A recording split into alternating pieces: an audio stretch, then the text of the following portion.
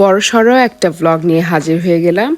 আজকে যাচ্ছি ঘুরতে আমার ভাইয়ের বাড়ি, আমার বেবির মামা বাড়ি অ্যাডিলেড। এটা হচ্ছে অস্ট্রেলিয়ার আরেকটা স্টেট। সিডনি থেকে অলমোস্ট 1 hour 50 minutes মতন টাইম লাগে অ্যাডিলেড যেতে। আমরা ফ্লাই করে যাচ্ছি, বাই রোডেও যাওয়া যায় কিন্তু এটা অনেক টাইম কনজিউমিং। তো আমরা যেটা প্ল্যান করেছিলাম যে আমরা এয়ারপোর্টে গাড়ি পার্ক করে রেখে তারপরে যাব, যেহেতু আমরা অনেক বেশি দিনের জন্য যাচ্ছি না। ডে লাইট থাকার কারণে এখন সন্ধ্যায়ও দেখা যায় দিনের আলোটা, এত ভালো লাগে। বাইরের এই পরিবেশটা এনজয় করতে করতে আমাদের প্লেনে ওঠার টাইম হয়ে গেল। অ্যাডিলেড পৌঁছাতে পৌঁছাতে অলমোস্ট রাত হয়ে গিয়েছে, বলতে গেলে অনেক রাত। ভাইয়া এসে আমাদের এয়ারপোর্ট থেকে পিক করলো। বাসায় যেয়ে দেখি ভাবি এত কিছু রান্না করেছে, মাশাল্লাহ। আমার ভাবি ডক্টর, হসপিটাল থেকে এসে সে আমাদের জন্য সব কিছু রেডি করেছে। খুব মজা করে খেয়েছি আমরা, আলহামদুলিল্লাহ। সকাল সকাল ঘুম থেকে উঠে ভাইয়াদের বাসার বাইরের পার্টটা এক্সপ্লোর করছিলাম। ওদের ফ্রন্টের এই জায়গাটা এতটা সুন্দর, আমি এখানে অনেকগুলো ছবি তুলেছি। আমার এই জায়গাটা খুব ভালো লেগেছে। ভাইয়াদের বাসাটাও মাশাল্লাহ খুবই সুন্দর। এর আগে আমি যে বাসাটা এসেছিলাম ওই বাসাটাও সুন্দর ছিল, কিন্তু এই বাসাটা আরও বেশি সুন্দর। তো সকালটা এত ব্রাইট সানি ছিল, অনেক ভালো লাগছিল।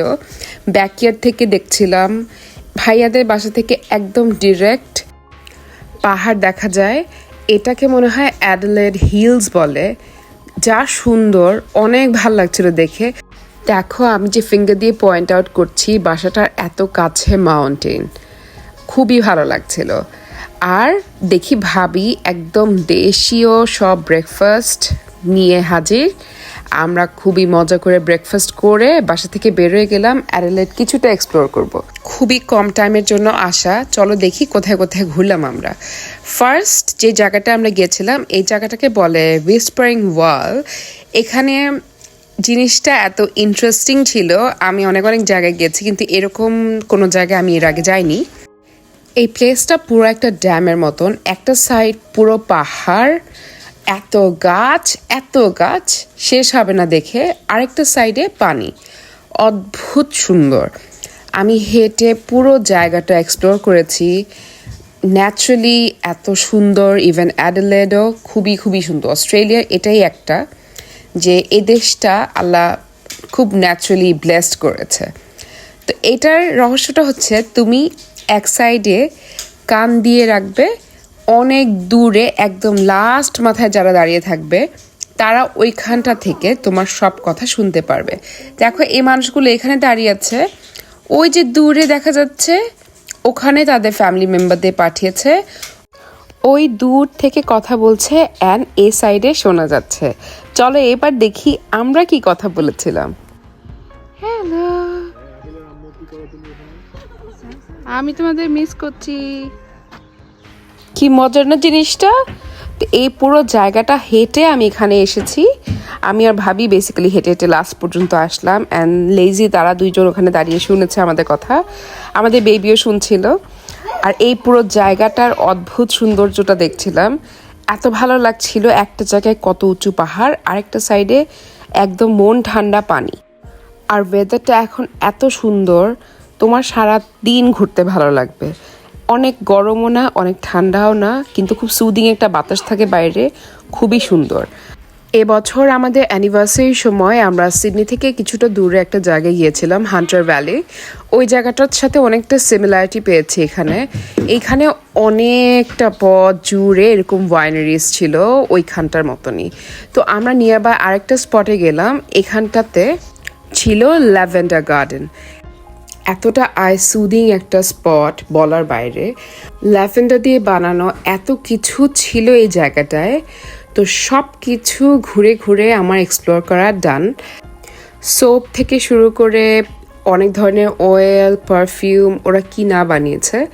আমরা এখান থেকে জাস্ট একটা জিনিসই ট্রাই করেছিলাম, সেটা হচ্ছে ল্যাভেন্ডার টি, যেটা খুব মজার ছিল আসলে।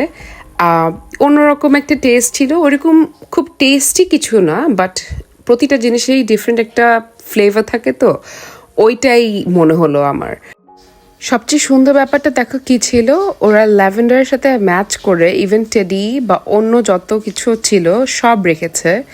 এত ভালো লাগছিল কালার কম্বিনেশনগুলা, রিয়েলি নাইস, আমার অনেক ভালো লেগেছে। এইবার চলো মেইন জায়গাটায় যাই। এই ল্যাভেন্ডার গার্ডেনটা সবচেয়ে বেশি পপুলার হচ্ছে তাজমানিয়াতে। ওখানে বেসিক্যালি একটা ফেস্টিভ্যাল হয়, তো ওইটা অ্যাকচুয়াল ভিউ দিত, কিন্তু এখানে না ল্যাভেন্ডারগুলো অনেক ছোট ছোট গাছগুলো ওই রকম বেশি ফুটে উঠতে পারেনি, হয়তো আরও কয়েক মাস পরে গেলে দেখা যাবে আরও সৌন্দর্যটা।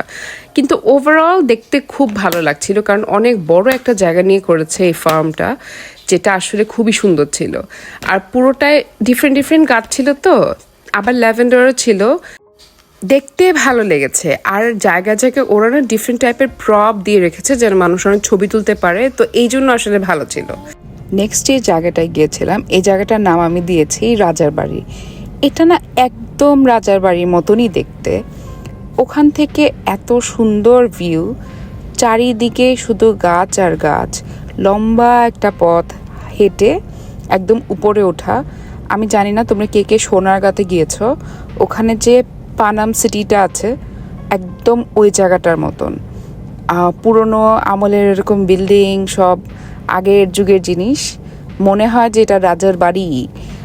আমার ছেলেটা এখানে যে খুবই এনজয় করেছে, সে অনেক দৌড়াদৌড়ি করেছে, এই সিঁড়ি ওই সিঁড়ি থেকে নেমেছে, আমাদের খুব ভালো লেগেছে। আর ওই দিন ওয়েদারটা না গরম ছিল খুবই, কিন্তু বিকাল হতে হতে আবার অনেক ঠান্ডা হয়ে গিয়েছিল। এটাই হচ্ছে অস্ট্রেলিয়ার ওয়েদারের একটা বৈশিষ্ট্য বলতে পারো, যে বিকাল আসতে আসতেই যতই গরম থাকুক সহ্যের মতন একটা টেম্পারেচার হয়ে যায়, একদম চারিদিক ঠান্ডা বাতাস, অদ্ভুত। আর দেখো পুরো মনে হচ্ছে না খেজুর গাছ, এগুলো এরকম লম্বা লম্বা গাছ। ওখান থেকেই কাছে আমরা আরেকটা জায়গায় গিয়েছিলাম। এই জায়গাটা এত সুন্দর করে ওরা গুছিয়ে রেখেছে, প্লাস চিন্তা করে করেছে। এখানে ওয়াইন টেস্টিং থেকে শুরু করে সব কিছু করা যায়, অনেকটা হান্টার ভ্যালির মতনই। আমার কাছে খুব মিল লেগেছে এই দুইটা জায়গার।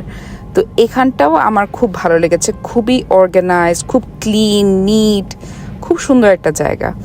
আর আবার দেখছিলাম জায়গায় জায়গায় আবার অনেক রকম গাছ লাগিয়ে রেখেছে, মানে ফ্রুটসের গাছ। ইনফ্যাক্ট একটা একটা জায়গা তো ভর্তি লেবু আর লেবু। আর নিচে আবার গলফ খেলা যায় এই জায়গাটাতে। তো যখন আগে ভাগে আসলে, আসলে সকাল টাইমটা আসলে খেলা যেত এখানে নিচে, অনেক কিছুর এখানে ব্যবস্থা আছে।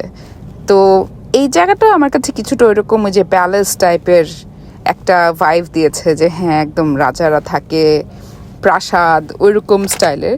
কিন্তু ওভারঅল অ্যাডিলেড কিন্তু আমার কাছে খুব ভালো লাগে, খুব শান্তিপূর্ণ একটা জায়গা, খুবই সুন্দর। ঘুরে ফিরে টায়ার্ড হয়ে আমরা গেলাম একটা রেস্টুরেন্টে খাওয়া দাওয়া করতে, ভাবি আজকে আমাদের ট্রিট দিবে। অ্যান্ড এটা ছিল একটা মরক্কান রেস্টুরেন্ট। আমি অনেক টাইপের কুজিন ট্রাই করেছি অস্ট্রেলিয়া, স্পেশালি আসার পরে, কিন্তু আমি কখনো জানতামই না যে এশিয়ান কুজিনের বাইরে, ধরো ইন্ডিয়ান, পাকিস্তানি, নেপাল, যেটাই বলো, এইসবের বাইরেও যে আসলে কারি টাইপের কোনো খাবার মজা হতে পারে। ও মাই গড, হোয়াট অ্যান এক্সপিরিয়েন্স! আসলে যারা অ্যাডলেড যাবে এই রেস্টুরেন্টটাতে মাস্ট ট্রাই করবে। এত মজার খাওয়া, মাই গুডনেস! আমরা মানে লিটারালি মুগ্ধ, এত মজা ছিল। আর ওদের খাবার সার্ভ করা এই পটগুলোতে ওরা কুক করে, এই পটগুলোতে স্পেশালি যে রান্নাটা হয় একদম স্লো হিটে 8 ঘন্টা ধরে, ধরো বিফ, ল্যাম্প সব কিছু রান্না করে। ইনফ্যাক্ট চিকেনটা পর্যন্ত গলে গলে আসছে, এত সফট, কিন্তু ভাঙছে না, আস্তে আস্তে আছে, কিন্তু এতটা নরম। এগুলো ওরা কুসকুস দিয়ে খায়, প্রতিটা রান্না তেল ছাড়া করা। কীরকম না শুনতেই, খুবই মজার খাওয়া। আর এই ডেজার্টটা কমপ্লিমেন্টারি ছিল, কারণ ওনার হিমসেলফ ইজ বাংলাদেশি। সে বাংলাদেশি কোনো মানুষ রেস্টুরেন্টে গেলে খুবই খুশি হয়, ভাইয়াদের সে আগে থেকেই চিনে, সবসময় তাদের কমপ্লিমেন্টারি খাওয়া থাকেই। ইনফ্যাক্ট চাটাও কমপ্লিমেন্টারি ছিল। আমাদের ওভারঅল এক্সপিরিয়েন্সটা খুব বেশি ভালো ছিল, এত মজার খাবার, অনেক দিন পরে খেয়েছি, মানে বলার বাইরে এত মজা ছিল। থ্যাঙ্কস টু ভাবি এই প্লেসটা রেকমেন্ড করার জন্য। এর পরের দিন এত কাহিনী হয়েছে জীবনে, আর কিছু বলার নেই। সব কিছু শেষ টেস করে মোটামুটি ফ্লাই করে চলে আসবো। আমরা গিয়েছিলামই 2 দিনের জন্য।